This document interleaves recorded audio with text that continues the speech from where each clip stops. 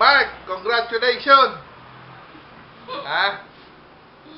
Ayos, bahala na magsalita sa iyo nanay mo. Okay. Pagbutihan mo anak. Kinakailangan, pag uwi mo rito, meron ka ng dalang makulit. Ayos. Congratulations, Mark, Jay, Mark. Ayos na ako Proud kami ng tatay mo sa'yo.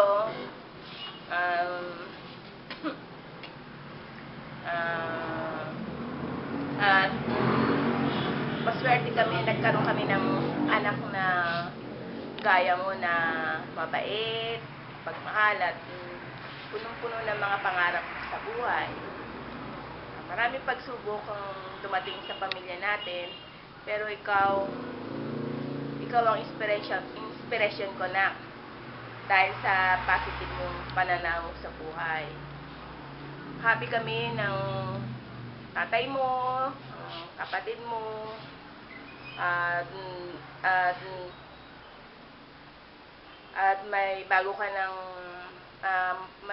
panibagong chapter ng buhay mo, ang buhay may asawa.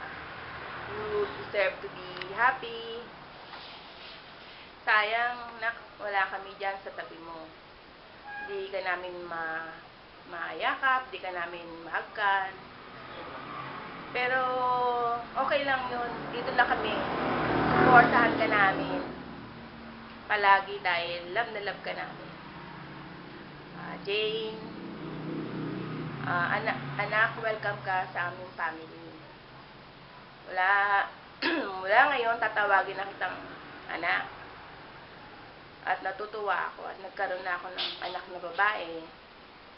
Very proud din ako sa iyo kasi bukod sa maganda ka, mabait, mapagpasensya ka kay Mark, at nakikita ko na love nyo, na mahal nyo ang isa't isa, at alam ko magiging happy kayo sa pagsasama nyo bilang mag-asawa. Mark, wala nang nagtrabaho ka dyan sa Saudi. Lagi akong nag-pray kay Lord na laging maging maayos ang kalagayan mo. Pero ngayon, may peace of mind na ako. Kasi alam ko, alagaan ka na ni Jane. At alam ko rin na dapat si Jane mahalin mo at alagaan din habang buhay. At lastly, alam mo na Mark kung ano ang special request ko sa iyo. Isang very, very beautiful na po. Please, Mark, Jane, God bless, love you.